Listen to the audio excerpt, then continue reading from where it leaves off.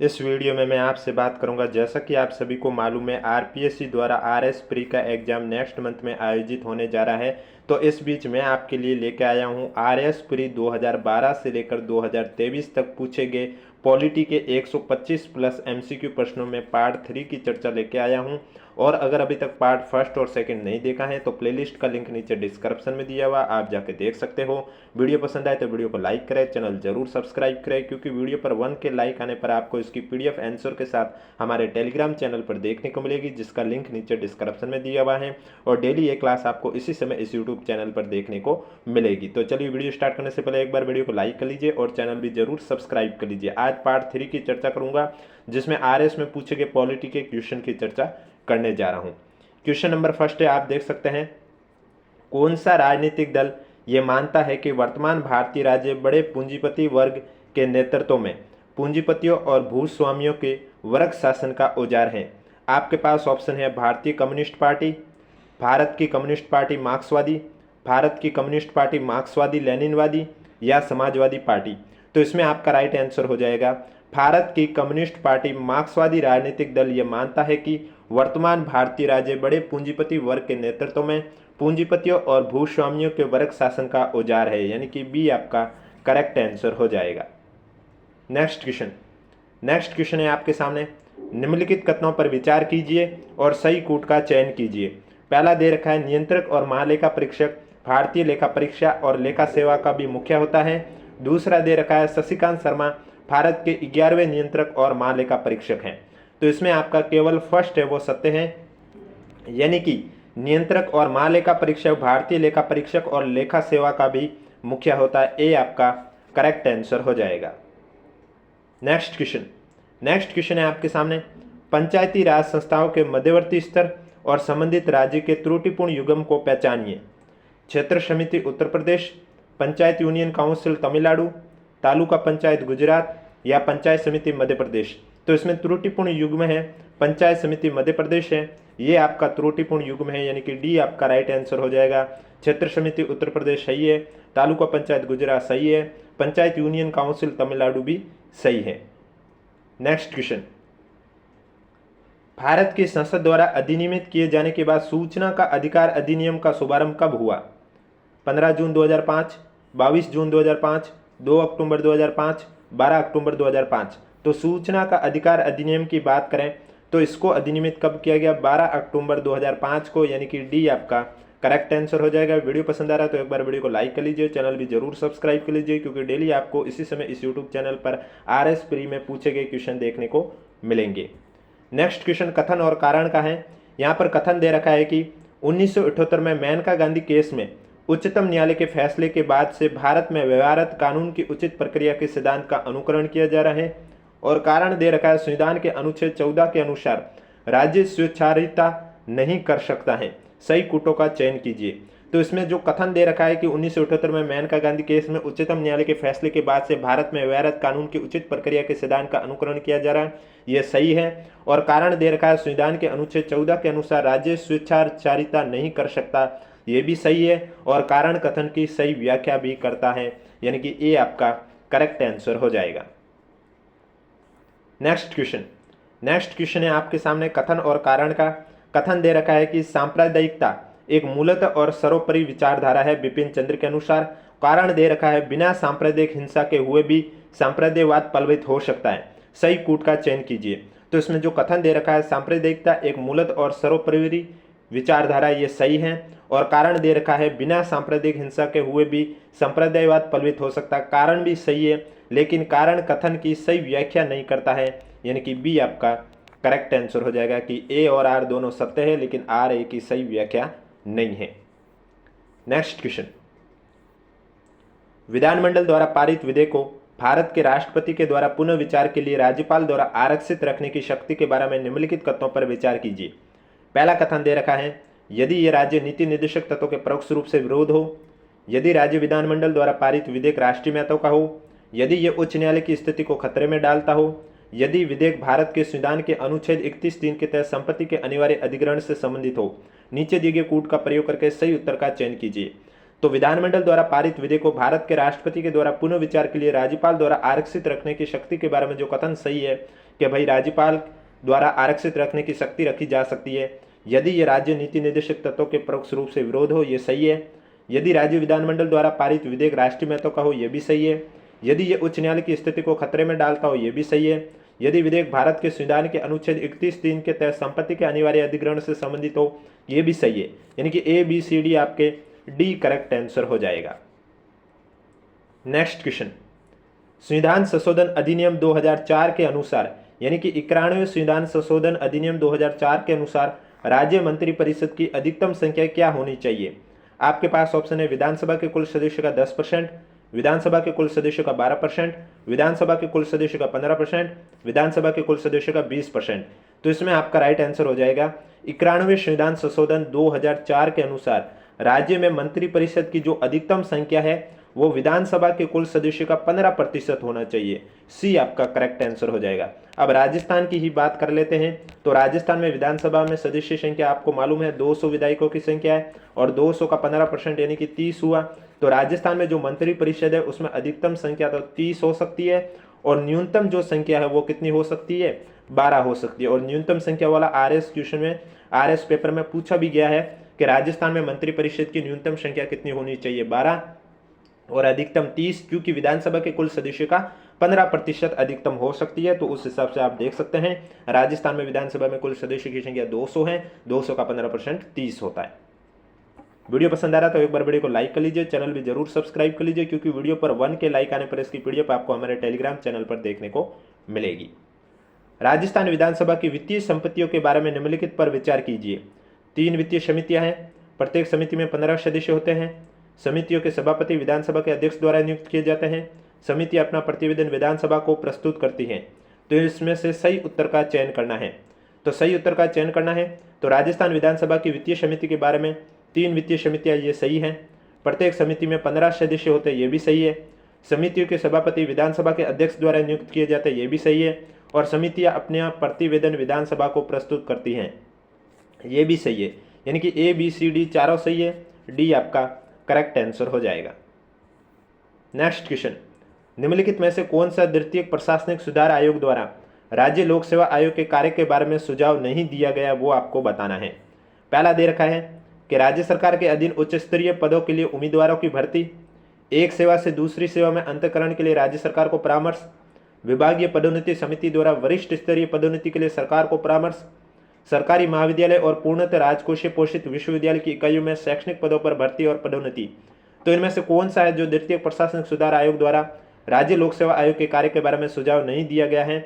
एक सेवा से दूसरी सेवा में अंतरकरण के लिए राज्य सरकार को परामर्श है, ये राज्य लोक सेवा आयोग के कार्य के बारे में सुझाव नहीं दिया गया है। बी आपका करेक्ट आंसर हो जाएगा। नेक्स्ट क्वेश्चन है आपके सामने, राजस्थान लोकायुक्त और उप लोकायुक्त अधिनियम के अंतर्गत आरोप के अर्थ के बारे में निम्नलिखित पर विचार कीजिए। पहला दे रखा है कि इसका अर्थ है कि लोक सेवक ने कुछ प्राप्त करके, कुछ लेकर या स्वयं या दूसरे के द्वारा पक्षपात या दूसरों को अनावश्यक नुकसान करने या परेशान करने के लिए अपने पद का दुरुपयोग किया है। दूसरा दे रखा है लोक सेवक द्वारा अपने कर्तव्य निष्पादन में किसी लाभ के लिए कार्रवाई करना या कार्रवाई न करना। तीसरा दे रखा है लोक सेवक ने अपना कर्तव्य पालन का व्यक्तिगत हित या अनुचित या भ्रष्टाचार से प्रेरित होकर का कार्य किया है। चौथा दे रखा है लोक सेवक भ्रष्टाचार या लोक सेवक के रूप में निष्ठा की कमी का दोषी है। नीचे दी गई कूट का प्रयोग करके सही उत्तर का चयन करना है। तो इसमें आपका पहला सही है कि इसका अर्थ है कि लोक सेवक ने कुछ प्राप्त करके या कुछ लेकर या स्वयं या दूसरे के द्वारा पक्षपात या दूसरों को अनावश्यक नुकसान करने या परेशान करने के लिए अपने पद का दुरुपयोग किया है। दूसरा दे रखा है लोक सेवक द्वारा अपने कर्तव्य निष्पादन में किसी लाभ के लिए कार्रवाई करना या कार्रवाई न करना, ये भी सही है। तीसरा दे रखा है लोक सेवक ने अपना कर्तव्य पालन का व्यक्तिगत हित या अनुचित या भ्रष्टाचार से प्रेरित होकर कार्य किया, ये भी सही है। चौथा दे रखा है लोक सेवक भ्रष्टाचार या लोक सेवक के रूप में निष्ठा की कमी का दोषी है, ये भी सही है। यानी कि ए बी सी डी सभी सही है, डी आपका करेक्ट आंसर हो जाएगा। नेक्स्ट क्वेश्चन, उच्च न्यायालय जयपुर पीठ के बारे में निम्नलिखित पर विचार कीजिए। पहला दे रखा राजस्थान उच्च न्यायालय की स्थायी पीठ की स्थापना 1977 में की गई है। स्थायी पीठ की स्थापना का आदेश राजस्थान के राज्यपाल द्वारा किया गया है। पीठ की स्थापना का आदेश राज्य पुनर्गठन अधिनियम 1956 के अंतर्गत किया गया है। जयपुर पीठ की मुख्य पीठ का दर्जा नहीं दिया गया। तो इसमें उच्च न्यायालय जो जयपुर है, हाईकोर्ट जयपुर है, उसके बारे में आपको निम्नलिखित में से सही उत्तर कौन सा है वो सेलेक्ट करके बताना है। तो पहला जो दे रखा है, राजस्थान उच्च न्यायालय की जो स्थायी पीठ की स्थापना 1977 में की गई है, ये एकदम सही है। दूसरा दे रखा है, स्थायी पीठ की स्थापना का आदेश राजस्थान के राज्यपाल द्वारा किया गया, ये गलत है। पीठ की स्थापना का आदेश राज्य पुनर्गठन अधिनियम 1956 के अंतर्गत किया गया, ये भी सही है। जयपुर पीठ को मुख्य पीठ का दर्जा नहीं दिया गया है, सही है, क्योंकि मुख्य पीठ का जो दर्जा है वो जोधपुर को दिया गया है। किसे दिया गया है? जोधपुर को दिया गया। तो इसका मतलब ए सी डी आपका सही है, सी आपका करेक्ट आंसर हो जाएगा। नेक्स्ट क्वेश्चन है आपके सामने, जिलाधीश के बारे में कथन और दूसरे शब्द आपको सुमिलित करके करेक्ट आंसर बताना है। तो इसमें सबसे पहले दे रखा है, जिलाधीश की तुलना एक कछुए से की गई है जिसकी पीठ पर भारत सरकार का हाथी खड़ा है। ये कहा है रैमजे मैकडोनाल्ड के तहत, यानी कि पहले का हो जाएगा तीसरा। उसके बाद दे रखा है, जिलाधीश को एक अधिवक्ता, एक लेखाविद, एक संरक्षणकर्ता तथा राजपत्रों का तैयार लेखक होना चाहिए। तो इसमें आपका हो जाएगा भारतीय स्टैट्यूटरी कमीशन प्रतिवेदन 1930 के तहत, यानी कि दूसरे का पहला हो जाएगा। उसके बाद दे रखा है, कहीं दूसरी जगह जिलाधीश के समान ना तो कोई अधिकारी हुआ है और न ही होगा, ये के दास के अकॉर्डिंग सही है, यानी कि चौथा सही है। और लास्ट दे रखा, प्रशासन की धुरी 20 मई 2005 को दिया गया प्रधानमंत्री का भाषण, यानी कि इसमें आपका हो जाएगा दूसरा। तीसरा पहला, चौथा दूसरा, यानी कि ए आपका करेक्ट आंसर हो जाएगा। और जो भी मैं क्वेश्चन के आंसर बता रहा हूँ वो मैं आपको आरपीएससी के आंसर की के अकॉर्डिंग ही आपको मैं आंसर बता रहा हूँ। नेक्स्ट क्वेश्चन, निम्नलिखित में से कौन सा एक राज्य मुख्य सूचना आयुक्त और राज्य सूचना आयुक्त की नियुक्ति के लिए गठित समिति का सदस्य नहीं होता है? आपके पास ऑप्शन है, राज्य का मुख्यमंत्री जो समिति का मुख्य होता है, राज्यपाल द्वारा नाम निर्देशित उच्च न्यायालय का एक न्यायाधीश, राज्य विधानसभा में विरोधी दल का नेता, या मुख्यमंत्री द्वारा नाम निर्देशित एक मंत्रिमंडलीय मंत्री। तो इनमें से एक राज्य मुख्य सूचना आयुक्त और राज्य सूचना आयुक्त की नियुक्ति के लिए गठित समिति का जो सदस्य होते हैं वो कौन कौन से हैं, मैं आपको बता देता हूँ। राज्य का मुख्यमंत्री जो समिति का मुख्य होता है ये तो होते हैं, राज्य विधानसभा में विरोधी दल का नेता भी होता है, मुख्यमंत्री द्वारा नाम निर्देशित एक मंत्रिमंडलीय मंत्री भी होता है, लेकिन राज्यपाल द्वारा जो नाम निर्देशित उच्च न्यायालय का एक न्यायाधीश होता है वो नहीं होता है।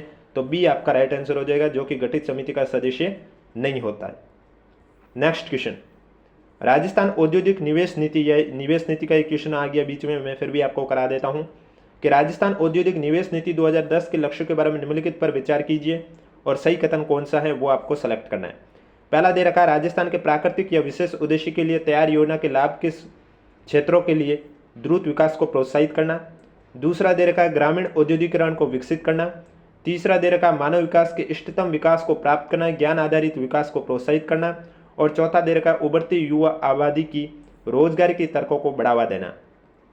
तो इसमें आपका पहला सही है, तीसरा सही है और चौथा सही है। दूसरा जो ग्रामीण औद्योगिकरण को विकसित करना है ये गलत है। तो इसमें मतलब आपका जो करेक्ट आंसर है वो हो जाएगा डी।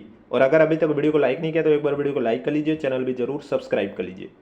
नेक्स्ट क्वेश्चन, राजस्थान के राज्य निर्वाचन आयोग के बारे में निम्नलिखित कथनों पर विचार कीजिए और सही कूट का चयन कीजिए। पहला दे रखा, इसका गठन भारतीय संविधान के अनुच्छेद 243 के अंतर्गत जुलाई 1994 में किया गया है। यह एक बहुसदस्यीय आयोग है जिसका प्रमुख राज्य निर्वाचन आयुक्त होता है। इसका एक सचिव होता है जो राज्य का राज्य निर्वाचन अधिकारी भी होता है। ये पंचायती राज संस्था और नगरीय निकायों के लिए मतदाता सूचियों को तैयार करता है और चुनाव करवाता है। तो राजस्थान के राज्य निर्वाचन आयोग के बारे में सही कथन बताना है। तो पहला कथन सही है कि भाई संविधान के अनुच्छेद 243 के अंतर्गत जुलाई 1994 में इसका गठन किया गया, ये सही है। दूसरा गलत है कि यह बहुसदस्यीय आयोग है जिसका प्रमुख राज्य निर्वाचन आयुक्त होता है, ये गलत है। इसमें एक सचिव होता है तो राज्य का राज्य निर्वाचक अधिकारी भी होता है, ये सही है। यह पंचायती राज संस्था और नगरीय निकायों के लिए मतदाता सूचियों को तैयार करता है और चुनाव करवाता है, ये भी सही है। ए सी डी सही है, यानी कि सी आपका करेक्ट आंसर हो जाएगा। नेक्स्ट क्वेश्चन है आपके सामने, निम्नलिखित में से कौन संविधान सभा की प्रारूप समिति का सदस्य नहीं था? N Madhavrao, DP Khetan, Mohammad Sadullah, B N Rao. तो इनमें से आपका जो बी एन राव है वो प्रारूप समिति में सदस्य नहीं थे, डी आपका करेक्ट आंसर हो जाएगा। संविधान की उद्देशिका में स्वतंत्रता से संबंधित शब्दों का सही क्रम विन्यास कौन सा है? यानी कि संविधान की उद्देशिका यानी प्रस्तावना में आपको पता होना चाहिए कौन सी चीज कब आती है, तो उसका सही क्रम आपको बताना है। आपके पास ऑप्शन है विश्वास, विचार, अभिव्यक्ति, उपासना, धर्म की स्वतंत्रता, या विचार, अभिव्यक्ति, विश्वास, धर्म और उपासना की स्वतंत्रता, या उपासना, धर्म, विश्वास, विचार और अभिव्यक्ति की स्वतंत्रता, या विचार, विश्वास, धर्म और अभिव्यक्ति की स्वतंत्रता। जो स्वतंत्रता का उल्लेख किया गया है वो आपके इस क्रम में है। सबसे पहले विचार, अभिव्यक्ति, विश्वास, धर्म और उपासना, यानी कि बी आपका करेक्ट आंसर हो जाएगा। अब आपको अगर ये याद नहीं रहे, कन्फ्यूज रहे, तो आप पहले लेटर के अकॉर्डिंग भी इस क्रम को याद रख सकते हैं। विचार यानी वी, अभिव्यक्ति ए, विश्वास वी, धर्म डी और उपासना यू। अब यहाँ पर दो वी आ रहा है, तो आप पहले वाले विश्वास में वी एस लिख लीजिए, या फिर आपका जो दूसरा दे रखा है, सॉरी पहले जो विचार लिखा हुआ है उसमें वी आई, या दूसरा विश्वास में वी एस लिख लीजिए, जिससे कि आपको पता चल जाएगा। तो V A V S D you, इस ट्रिक से याद कर लीजिए। क्रम अगर भूल जाते हैं तो पहले वी का अर्थ हुआ विचार, ए यानी अभिव्यक्ति, वी एस यानी विश्वास, डी यानी धर्म और यू यानी उपासना। आप ऐसे भी याद रख सकते हैं अगर एग्जाम में कंफ्यूज हो तो। नेक्स्ट क्वेश्चन, निम्नलिखित कथनों पर विचार कीजिए और सही कूट का चयन कीजिए। पहला दे रखा है, मूल अधिकारों राज्य नीति निर्देशक तत्वों को यथासंभव प्रभावी बनाने के लिए शामिल संरचना का सिद्धांत अपनाया गया है। दूसरा दे रखा, 1980 के मिनर्वा मिल्स केस में उच्चतम न्यायालय ने अनुच्छेद 14 और 19 में उल्लिखित मूल अधिकारों पर अनुच्छेद 39 ख और ग में उल्लिखित राज्य नीति निर्देशक तत्वों की वरीयता स्थापित की है। तो इसमें आपका पहला भी सही है और दूसरा भी सही है, यानी कि सी आपका करेक्ट आंसर हो जाएगा। नेक्स्ट क्वेश्चन, भारत के राष्ट्रपति और चुनावी विवरण में सुमेलित करके करेक्ट आंसर बताना है। तो सबसे पहले दे रखा है राजेंद्र प्रसाद। तो राजेंद्र प्रसाद में आपका हो जाएगा 2 कार्यकाल के लिए निर्वाचित। जाकिर हुसैन के बारे में पद धारण के दौरान मृत्यु। वीवी गिरी के बारे में आपका हो जाएगा द्वितीय वरीयता की मतगणना। और नीलम संजीव रेड्डी यानी निर्विरोध निर्वाचित। तीसरा, चौथा, दूसरा, पहला, यानी कि ए आपका करेक्ट आंसर हो जाएगा। नेक्स्ट क्वेश्चन, 15वीं लोकसभा। अब देखो, आप देख सकते हैं उस समय पेपर है, यानी कि ये जो मैं पेपर करा रहा हूँ ये 19/11/2013 का पेपर है। तो इसमें आपको जो अभी पेपर होगा उसमें आपको लोकसभा चुनाव से क्वेश्चन देखने को मिल सकता है, विधानसभा चुनाव से क्वेश्चन देखने को मिल सकता है और विधानसभा उपचुनाव से भी क्वेश्चन देखने को मिल सकता है। यहाँ पर पूछा गया, 15वीं लोकसभा में आंग्ल भारतीय समुदाय के 2 मनोनीत सदस्यों में से एक केरल से है और अन्य दूसरा कहाँ से है? मिजोरम से, गोवा से, छत्तीसगढ़ से, मणिपुर से। ये उस समय का क्वेश्चन है, छत्तीसगढ़ आपका करेक्ट आंसर हो जाएगा, यानी कि सी। नेक्स्ट क्वेश्चन, पुंछी आयोग से संबंधित निम्नलिखित कथनों पर विचार कीजिए, नीचे दिए गए कूट का सही उत्तर सेलेक्ट कीजिए। पहला दे रखा, आयोग ने अनुच्छेद 355 और 356 में आपात उपबंधों के स्थानीय उपयोग का प्रस्ताव किया है। राज्यपाल की 5 वर्ष की पदावधि स्थायी कर दी जाए। राज्यपाल की पदच्युति केवल संसद द्वारा की जाए। प्रधानमंत्री लोकसभा में विपक्ष के नेता संबंधित राज्य के मुख्यमंत्री से गठित एक समिति को राज्यपाल की नियुक्ति सौंप दी जाए। तो पुंछी आयोग से संबंधित कथन है, पहला और दूसरा सही है कि अनुच्छेद 355 और 56 में आपात उपबंधों के स्थानीय उपयोग का प्रस्ताव किया है और राज्यपाल की 5 वर्ष की पदावधि स्थायी कर दी जाए। पहला दूसरा सही है, यानी कि डी आपका करेक्ट आंसर हो जाएगा। नेक्स्ट क्वेश्चन, नेक्स्ट क्वेश्चन है आपके सामने, सूची दे रखी है, आपको सुमेलित करके इसमें करेक्ट आंसर बताना है। तो सबसे पहले आपका दे रखा है, संविधान सभा के पहले उपाध्यक्ष। संविधान सभा के पहले उपाध्यक्ष आपके थे एच.सी. मुखर्जी, यानी कि पहले का हो जाएगा चौथा। फिर दे रखा, प्रारूप समिति का मूलतः एकमात्र कांग्रेसी सदस्य, इसमें आपका हो जाएगा के.एम. मुंशी, यानी कि दूसरे का हो जाएगा तीसरा। फिर दे रखा, राजस्थान की रियासतों का प्रतिनिधित्व करने वाले संविधान सभा के सदस्य, इसमें हो जाएगा वी.टी. कृष्णमाचार्य, यानी कि पहला। और संघ संविधान समिति के अध्यक्ष का पूछा, इसमें जवाहरलाल नेहरू हो जाएगा, यानी कि दूसरा। चौथा, तीसरा, पहला, दूसरा, आपका बी करेक्ट आंसर हो जाएगा। नेक्स्ट क्वेश्चन, संविधान के अनुच्छेद 25 के अनुसार धर्म स्वातंत्र का अधिकार किसके अधीन नहीं है? सार्वजनिक अवस्था, स्वास्थ्य, सदाचार, मानववाद। तो धर्म स्वातंत्र का जो अधिकार है वो मानववाद के अधीन नहीं है, डी आपका राइट आंसर हो जाएगा। कौन से अनुच्छेद के अकॉर्डिंग? संविधान के अनुच्छेद 25 के अनुसार। नेक्स्ट क्वेश्चन, नेक्स्ट क्वेश्चन है, संविधान के अनुच्छेद 356 से संबंधित निम्नलिखित कथनों पर विचार कीजिए और सही कथन को पहचान कीजिए। पहला दे रखा है, राज्यों में संवैधानिक तंत्र की विफलता एक वस्तुनिष्ठ यथार्थ है। दूसरा दे रखा है, इस अनुच्छेद के अंतर्गत दी गई उद्घोषणा का उच्चतम न्यायालय द्वारा न्यायिक पुनरावलोकन किया जा सकता है। तीसरा, इस घोषणा के साथ ही राज्य विधानसभा भंग की जा सकती है। और चौथा, इस उद्घोषणा का 2 माह के भीतर संसद के प्रत्येक सदन से अनुमोदन किया जाना चाहिए। तो इसमें आपका पहला, दूसरा और चौथा है ये सही है। तीसरा गलत है कि इसके उद्घोषणा के साथ राज्य विधानसभा भंग की जा सकती है, ये आपका गलत है। नेक्स्ट क्वेश्चन, नेक्स्ट क्वेश्चन है, संविधान संशोधन से संबंधित निम्नलिखित कथनों पर विचार कीजिए और कौन सा कथन सही है वो आपको बताना है। अनुच्छेद 368 में संविधान संशोधन की 2 विधियों का उल्लेख है। संविधान संशोधन विधेयक केवल लोकसभा में ही प्रारंभ किया जा सकता है। संविधान संशोधन विधेयक पर संसद के दोनों सदनों के बीच विवाद की दशा में दोनों सदनों की संयुक्त बैठक आहूत की जा सकती है। राष्ट्रपति संविधान संशोधन विधेयक पर निषेधाधिकार का प्रयोग नहीं कर सकता है। कौन सा कथन सही है? तो इसमें आपका पहला और चौथा जो है वह सही है, यानी कि अनुच्छेद 368 में संविधान संशोधन की 2 विधियों का उल्लेख किया गया है, ये सही है। और राष्ट्रपति संविधान संशोधन विधेयक पर निषेधाधिकार का प्रयोग नहीं कर सकता है, ये भी सही है। बी आपका करेक्ट आंसर हो जाएगा। नेक्स्ट क्वेश्चन, संविधान के अनुसार निम्नलिखित में से कौन सा शब्दांश या क्या शब्दांश भारत के राष्ट्रपति की शक्ति नहीं है? अध्यादेशों का प्रख्यापन, उच्चतम न्यायालय से परामर्श करना, संसद के सदनों को संदेश भेजना या क्षमादान करना। तो भारत के राष्ट्रपति की जो शक्ति नहीं है वो संसद के सदनों को संदेश भेजना, ये राष्ट्रपति की शक्ति नहीं है। क्षमादान करना राष्ट्रपति की शक्ति है। उच्चतम न्यायालय से परामर्श करना राष्ट्रपति की शक्ति है। अध्यादेशों का प्रख्यापन करना भी राष्ट्रपति की शक्ति है। वीडियो पसंद आ रहा तो एक बार वीडियो को लाइक कर लीजिए, चैनल भी जरूर सब्सक्राइब कर लीजिए, क्योंकि ये डेली क्लास आपको इसी समय इस यूट्यूब चैनल पर देखने को मिलेगी। नेक्स्ट क्वेश्चन है, 15वीं लोकसभा में महिला सदस्य से संबंधित निम्नलिखित कथनों पर विचार कीजिए।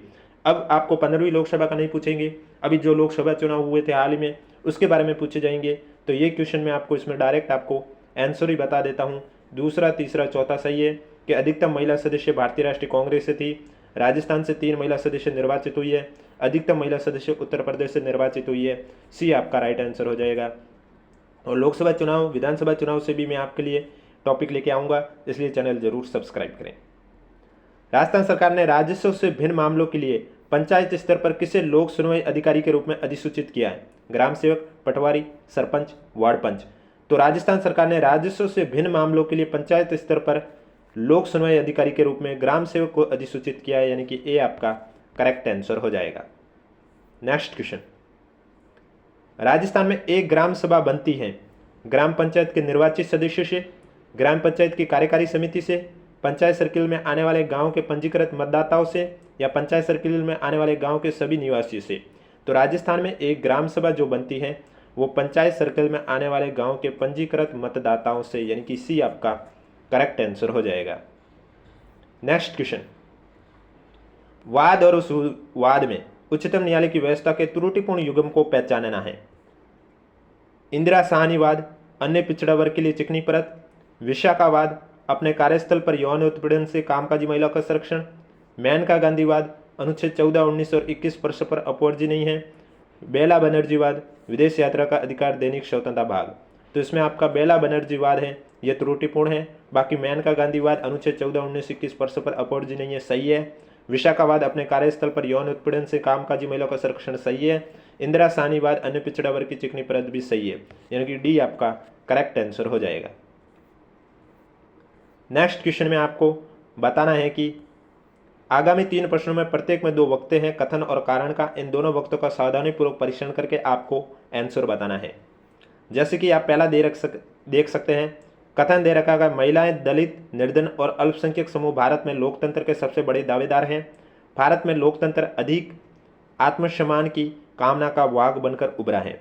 अब कथन सही है कि महिलाएं, दलित, निर्धन, अल्पसंख्यक समूह भारत में लोकतंत्र के सबसे बड़े दावेदार हैं, और कारण भी सही है कि भारत में लोकतंत्र अधिक आत्मसम्मान की कामना का वाहक बनकर उभरा है, और कारण कथन की सही व्याख्या भी करता है। इसका मतलब इसमें आपका ए राइट आंसर हो जाएगा कि कथन सही है, कारण सही है और कारण भी कथन की सही व्याख्या करता है। नेक्स्ट क्वेश्चन, कथन दे रखा है नेक्स्ट क्वेश्चन में, भारत में जातियों का राजनीतिकरण हो रहा है, और कारण दे रखा है भारतीय राजनीति में जातिवाद बढ़ता जा रहा है। कथन सही है कि भारत में जातियों का राजनीतिकरण हो रहा है, और कारण भी सही है, भारतीय राजनीति में जातिवाद बढ़ता जा रहा है, और कारण भी सही व्याख्या कर रहा है कथन की, यानी कि इसमें भी आपका ए करेक्ट आंसर हो जाएगा। नेक्स्ट क्वेश्चन है, भारत का राष्ट्रपति परोक्ष रूप से निर्वाचित होता है। भारत में संसदीय प्रणाली को गणतंत्रवाद के साथ जोड़ा गया। तो यहाँ कथन सही है कि भारत का राष्ट्रपति परोक्ष रूप से निर्वाचित होता है, और कारण भी सही है कि भारत में संसदीय प्रणाली को गणतंत्रवाद के साथ जोड़ा गया है, और कारण भी कथन की सही व्याख्या करता है, यानी कि ए आपका करेक्ट आंसर हो जाएगा। नेक्स्ट क्वेश्चन, निम्न पर विचार कीजिए, नीचे दिए गए कूट का प्रयोग करते हुए सही उत्तर का चयन कीजिए। राज्यपाल अपना पद ग्रहण करने से पूर्व शपथ लेगा या प्रतिज्ञान करेगा? शपथ या प्रतिज्ञान का प्रारूप भारतीय संविधान की 3री अनुसूची में है। राज्यपाल उच्च न्यायालय के मुख्य न्यायमूर्ति या उसकी अनुपस्थिति में ज्येष्ठतम यानी कि वरिष्ठतम न्यायाधीश के समक्ष शपथ या प्रतिज्ञान करेगा। शपथ की प्रक्रिया भारतीय संविधान के अनुच्छेद 159 में दी गई है। अब पूछा गया है इनमें से कौन से सही उत्तर हैं, वो आपको सेलेक्ट करके करेक्ट आंसर बताना है। तो इसमें जो पहला दे रखा है, राज्यपाल अपना पद ग्रहण करने से पूर्व शपथ लेना या प्रतिज्ञान करेगा, ये सही है। दूसरा दे रखा है शपथ का प्रारूप भारतीय संविधान की 3री अनुसूची में, ये गलत है। राज्यपाल उच्च न्यायालय के मुख्य न्यायमूर्ति या उसकी अनुपस्थिति में वरिष्ठतम न्यायाधीश के समक्ष शपथ करेगा, ये भी सही है। और शपथ की प्रक्रिया भारतीय संविधान के अनुच्छेद 159 में की गई है राज्यपाल के लिए, ये भी सही है। ए सी डी सही है, बी गलत है, यानी कि बी आपका करेक्ट आंसर हो जाएगा। नेक्स्ट क्वेश्चन, निम्न में से मुख्यमंत्री के संवैधानिक कर्तव्यों का दिए गए कूट की सहायता से चयन कीजिए। मुख्यमंत्री राज्य के कार्य के प्रशासन संबंधी विनिश्चय राज्यपाल को संसूचित करता है। मुख्यमंत्री विधान विषयक प्रस्तावनाओं के बारे में राज्यपाल को संसूचित करता है। मुख्यमंत्री राष्ट्रीय विकास परिषद की बैठकों में भाग लेता है। मुख्यमंत्री किसी विषय को जिस पर किसी मंत्री ने विनिश्चय कर लिया है किंतु मंत्रिपरिषद ने विचार नहीं किया है, राज्यपाल द्वारा अपेक्षा किए जाने पर परिषद के समक्ष रखवाता है। तो इसमें पहला और दूसरा सही है कि मुख्यमंत्री राज्य के कार्य के प्रशासन संबंधी विनिश्चय राज्यपाल को संसूचित करता है और मुख्यमंत्री विधान विषयक प्रस्तावनाओं के बारे में राज्यपाल को संसूचित करता है। ये आपका राइट आंसर हो जाएगा। पहला और दूसरा सही है, बाकी सभी गलत है। नेक्स्ट क्वेश्चन, भारतीय संविधान के किस अनुच्छेद में राज्य की राजभाषाओं का उल्लेख किया गया या अपनाने की प्रक्रिया का उल्लेख किया गया? 343, 344, 345 या 346? तो अनुच्छेद 345 में राज्य की राजभाषा और भाषाएं अपनाने की प्रक्रिया का उल्लेख किया गया है। सी आपका करेक्ट आंसर हो जाएगा। वीडियो पसंद आ रहा है तो एक बार वीडियो को लाइक कर लीजिए, चैनल भी जरूर सब्सक्राइब कर लीजिए। नेक्स्ट क्वेश्चन में आपको सुमिलित करना, एक साइड संविधान के अनुच्छेद दे रखे हैं और दूसरे साइड उनके प्रावधान दे रखे हैं, आपको सुमिलित करके करेक्ट आंसर बताना है। तो सबसे पहले अनुच्छेद 215 का बताया गया है। 215 यानी कि उच्च न्यायालय का अभिलेख न्यायालय होता है, यानी कि पहले का चौथा हो जाएगा। 222 की बात की है तो उसमें किसी न्यायाधीश का एक उच्च न्यायालय से दूसरे उच्च न्यायालय में अंतरण, यानी कि पहला सही हो जाएगा। 226 यानी कि कुछ रीट निकालने की उच्चतम न्यायालय की शक्ति, यानी कि तीसरा सही हो जाएगा। और 227 यानी सभी न्यायालयों के अधीक्षण की शक्ति, यानी कि दूसरा सही। चौथा पहला, तीसरा दूसरा, ये आपका करेक्ट आंसर हो जाएगा। नेक्स्ट क्वेश्चन, निम्न में से किसने जिलाधीश को संस्थागत करिश्मा कहा था? Rajni Kothari, P R. Dubashi, T N. Chaturvedi, J D. Shukla? संस्थागत करिश्मा जिलाधीश को किसने कहा है? रजनी कोठारी ने कहा है। ये आपका करेक्ट आंसर हो जाएगा। नेक्स्ट क्वेश्चन, राजस्थान में लोकायुक्त के क्षेत्राधिकार पर विचार कीजिए, नीचे दिए गए कूट की सहायता से सही उत्तर का चयन कीजिए। पहला दे रखा है केवल मंत्री, मुख्यमंत्री सहित मंत्री, राजस्थान राज्य के कानून द्वारा संस्थागित स्थापित निगमों के सेवक, या जिला प्रमुख, उप जिला प्रमुख, प्रधान और उप प्रधान? तो इसमें पहला और तीसरा सही है, यानी कि केवल मंत्री और राजस्थान राज्य के कानून द्वारा स्थापित निगमों के सेवक, पहला और तीसरा सही है, यानी कि ए आपका करेक्ट आंसर हो जाएगा। नेक्स्ट क्वेश्चन, राज्य निर्वाचन आयोग के निम्न कार्यों पर विचार कीजिए, नीचे दिए गए कूट का प्रयोग करते हुए सही उत्तर का चयन कीजिए। राज्य के पंचायत और नगर पालिकाओं के चुनाव के लिए मतदाता सूचियों को तैयार करता है। राज्य की पंचायत और नगर पालिकाओं के लिए निर्वाचन करवाता है। राज्यपाल के निर्देशनों के अनुरूप पंचायत और नगर पालिकाओं के अतिरिक्त अन्य निकायों के लिए निर्वाचन करवाता है। या भारत के निर्वाचन आयोग द्वारा सौंपे गए मतदाता सूचियों को तैयार करने और निर्वाचन करवाने का कार्य करता है। तो इसमें पहला और दूसरा सही है, यानी कि राज्य के पंचायत और नगर पालिकाओं के चुनाव के लिए मतदाता सूची को तैयार करता है और राज्य के पंचायत और नगर पालिकाओं के लिए निर्वाचन करवाता है। ये आपका करेक्ट आंसर हो जाएगा। नेक्स्ट क्वेश्चन, निम्न में से किस मामले में राज्य लोक सेवा आयोग से परामर्श नहीं लिया जाता है? सिविल सेवा के लिए भर्ती की पद्धति पर, सिविल सेवाओं की नियुक्ति में अनुसरण किए जाने वाले सिद्धांतों पर, सिविल सेवा में प्रोन्नति एवं एक सेवा से दूसरी सेवा में अंतःकरण के लिए अनुसरण लिए जाने वाले सिद्धांतों पर, या सिविल सेवाओं का स्थानांतरण पर? तो किस मामले में राज्य लोक सेवा आयोग से परामर्श नहीं ली जाती है? राइट आंसर हो जाएगा सिविल सेवाओं का स्थानांतरण पर, डी आपका करेक्ट आंसर हो जाएगा। तो ये थे आपके पॉलिटी के वे क्वेश्चन जो कि RS प्री में पूछे गए हैं। वीडियो पसंद आए तो वीडियो को लाइक करें, चैनल जरूर सब्सक्राइब करें, क्योंकि अभी मैं आपको ये तो कंप्लीट हो चुके हैं। अब 2024 में RPSC द्वारा जितने भी पॉलिटी के क्वेश्चन अलग अलग एग्जाम में पूछे हैं वो करवाऊँगा। उसके बाद हिस्ट्री के भी ऐसे क्वेश्चन करवाऊँगा, उसके अलावा करंट अफेयर के भी क्वेश्चन कराऊँगा। और वीडियो पर 1 के लाइक आने पर इसकी PDF आपको हमारे टेलीग्राम चैनल पर देखने को मिलेगी, जिसका लिंक नीचे डिस्क्रिप्शन में दिया हुआ। अगर अभी तक आपने ज्वाइन नहीं किया तो आप जाके ज्वाइन कर सकते हो।